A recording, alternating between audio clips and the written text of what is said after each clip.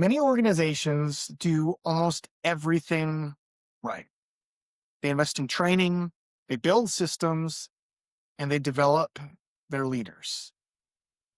And then slowly, quietly, motivation fades and the organization drifts back to basic. The supervisors who showed so much promise begin to plateau. The culture that felt like it was shifting starts to drift back. The progress that seemed so real starts to fade. And nobody can explain why.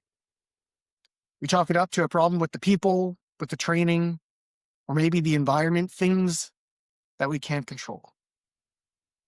Well, today we're talking about the missing piece, the one element that determines whether everything you've built actually works.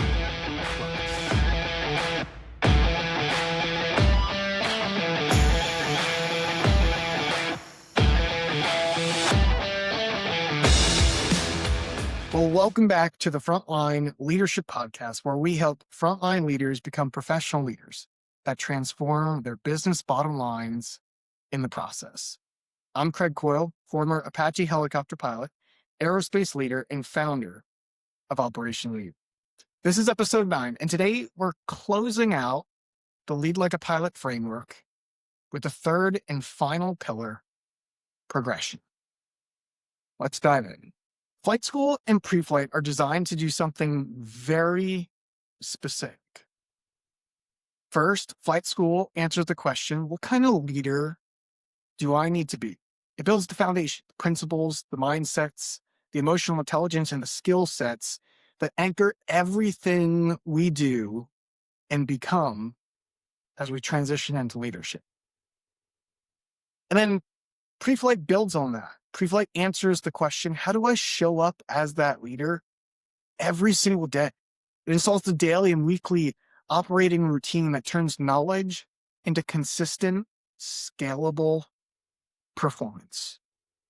Together, they're incredibly powerful. But here's what they can't do.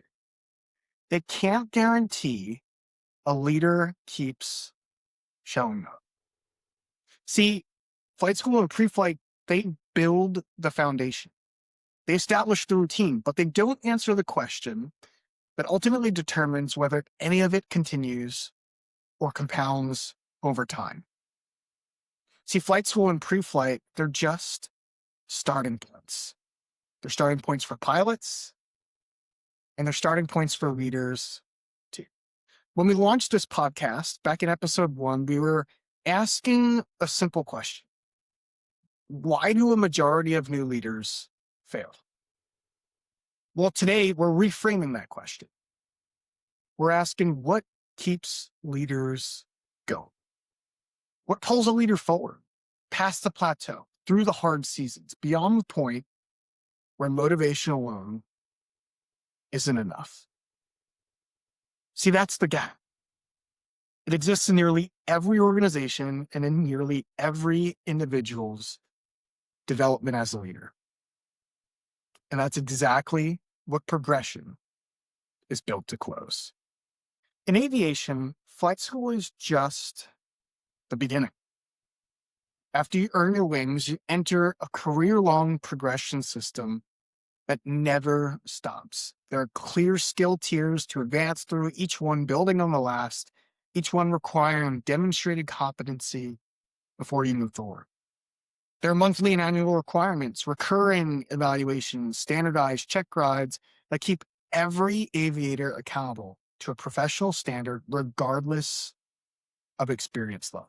Then embedded throughout all of this are instructor pilots and unit trainers. These are experienced aviators whose specific role is to develop the people coming up behind them. And it's not just to teach skills, but to accelerate growth, identify blind spots, and unlock capability that self-study or even self-application never could.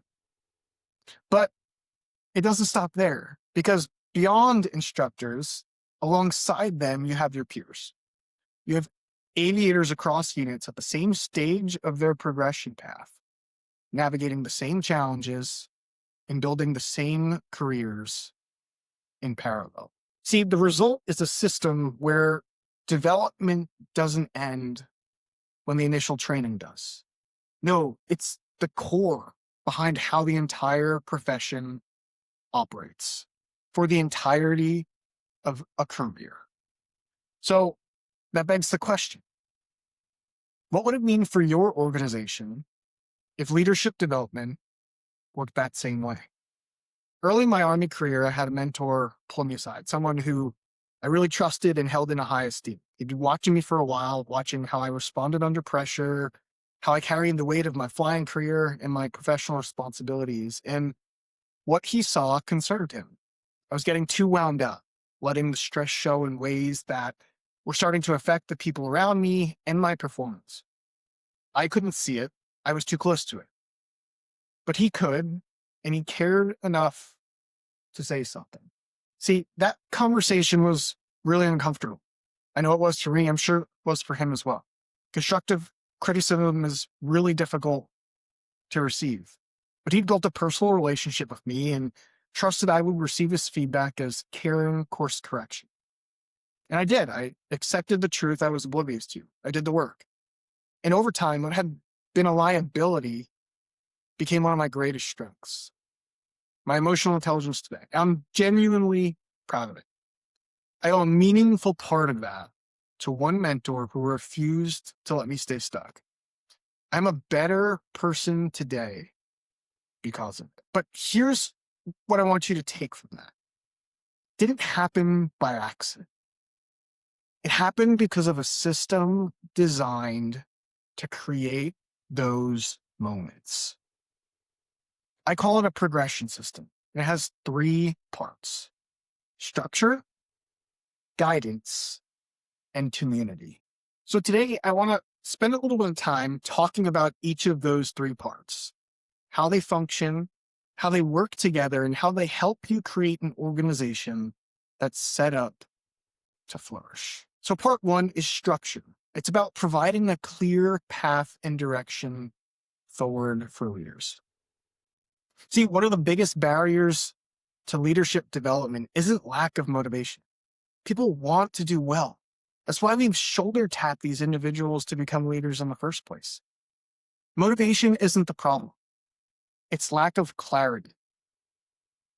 Think about it. There's so much leadership content available today that it almost becomes paralyzing to you. Leaders don't know where to start. They don't know what comes next. They make progress in one area and stall out in another, not because they stopped caring, but because nobody ever gave them a clear path forward. Yes, we get them started in initial training or onboarding, but it cannot stop there, or else that's where the development ends. Every profession solves for this. Clear skill tiers, defined promotion pathways, continuous requirements that keep development moving. Every aviator, doctor, lawyer, engineer, etc., fill in the blank, knows exactly where they are, what they're working toward, and what the next step looks like. That clarity isn't just practical. It's motivating. It removes the excuse of confusion and replaces it with direction. There's no resting on your laurels when the path forward is defined and the expectation is continuous growth. See, structure didn't just create the conditions for my mentor to find. No, it made sure I was in a system that was already pulling me forward, even exposing me before he ever even said a word.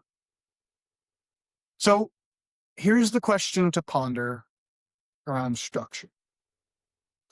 Do your frontline leaders have a clear progression path?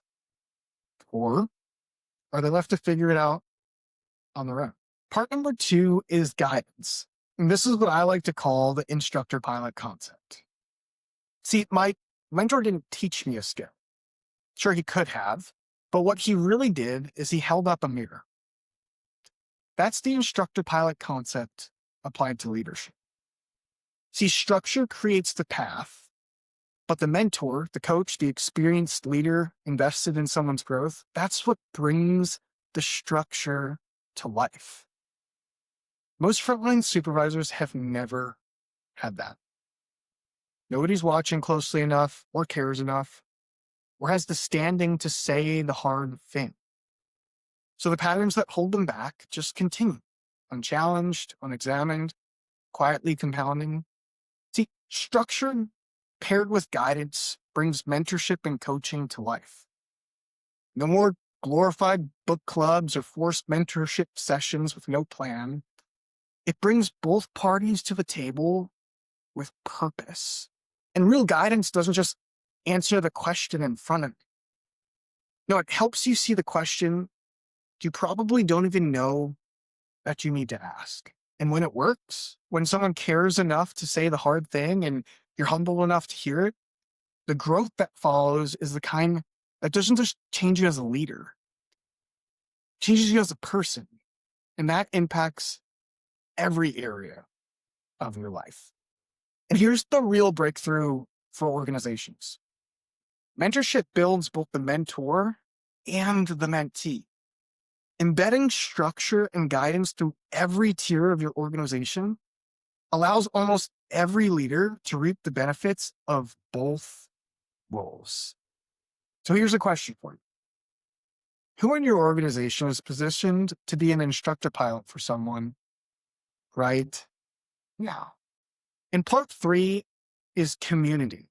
And this is all about guiding leaders, guiding individuals through the psychological challenges of change. It's about getting through the valley. See, when someone gets promoted into a supervisory role, they don't just change job titles. They're changing identities. And with that, they're losing an entire peer group. Think about it. The people they ate lunch with, the people that they vented to, people they leaned on, those people are now their direct reports. And the leadership group that they're supposed to belong to probably hasn't fully accepted them yet or fully integrated them yet either. The transition can be disorienting. It probably has been for all of us at some point in our lives. And at some point, usually more than once, every leader hits what I call the valley of despair. The moment where the role is harder than expected, progress feels invisible, and the easiest thing to do in the world would be to quietly go back to the person they were before, the person we're challenging them to change from. See, here's what happens in the valley, depending on who's around you. If you're surrounded by non-peers, previous peers, family, friends, they all tend to offer sympathy. That sounds really hard. Maybe ease up a little. Why are you doing all of this extra work anyways? Nobody actually does that when they're non-peers. See, it's well-intentioned, but sympathy in the moment is permission to stop. Peer relationships are different. A peer who's in it with you, who's navigating the same valley, doesn't let you off the hook. Instead of sympathy, they offer empathy. They say, I know how that feels. Here's how I'm pushing through. Let's push each other through it together. Instead of comfort, they offer normalization. That's a call forward. That's what real leadership community does. It replaces the relationships the role took away with something more powerful, with a peer group that holds the standard, normalizes the struggle, and refuses to let each other quit. Here's a completely different angle to bring this point up. Have you ever started a new workout program with the goal of either maybe building muscle or losing weight or whatever goal you may have had? I bet you're motivated to jump out of bed at 5 a.m. for the first 2 weeks. But then what happened? See, people don't quit workout programs. They just quietly hit snooze enough times until it's another failed New Year's resolution. That's why people have workout partners. Community and relationship keep you going. So here's the question. when your frontline supervisors hit the valley, and they will, who is pulling them through it? Look, if we're going to change the stigma around leader development and create investments that actually provide a return, here's what I desperately need you to hear. My mentor's conversation with me truly changed me. But it was so much more than just that conversation. It was the structure that created the path and put me in proximity with him. It was the guidance that delivered in the moment, that held up the mirror. And third, it was the community around me that reinforced who I was becoming, how important the journey was when that valley got hard. Remove any one of these three things, and that conversation either never happens or it doesn't stick.